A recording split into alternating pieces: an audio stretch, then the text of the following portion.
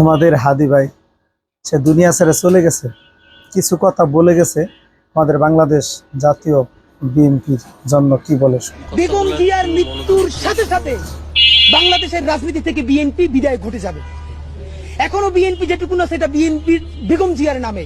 বেগম জিয়ার মৃত্যুর সাথে সাথে বাংলাদেশ থেকে কিন্তু বিএনপি নাই হয়ে যাবে, কিন্তু সেটা আমাদের জন্য খুব আনন্দের সংবাদ না। কারণ ভারতীয় আধিপত্যবাদ বিরোধী লড়াইয়ে শহীদ জিয়ার বেগম জিয়ার বিএনপিও আমাদেরকে লাগবে। নাম্বার এক, বিএনপি আপনাদেরকে মনে করাই দেই অধ্যত্ত ও অহমিকা।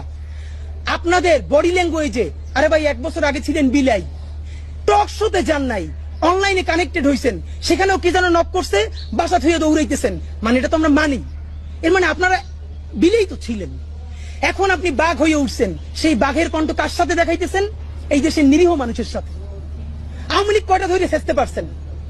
কয়টা আওয়ামী লীগের বিরুদ্ধে অ্যাকশনে যাইতে পারছেন? কোটি কোটি টাকা খায় ওই হাবিব সেলিমের লোক স্টেজে উঠান।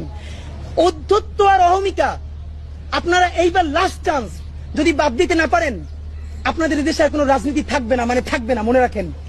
চূড়ান্ত অধ্যত্ত এবং অহমিকার সিম্বল ছিল শেখ হাসিনা। বেশি বেশি করে শেয়ার করেন। শুধু তার পদত্যাগ না, পতন হয়েছে, দিল্লিতে গিয়ে লুকাইতে হয়েছে। সুতরাং আপনারা তো তার ধারে কাছেও না।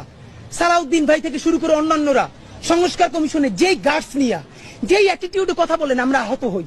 আমরা আপনাদেরকে শ্রদ্ধা করতে চাই। সালাউদ্দিন ভাই, আপনি গুম ছিলেন, বিএনপির কত মানুষের জীবন মেসাকার হয়ে গেছে, তাদেরকে ইন্টারভিউ করে দেখেন। প্রত্যেকটা মানুষ বিএনপির এই আচরণে, যারা বিএনপি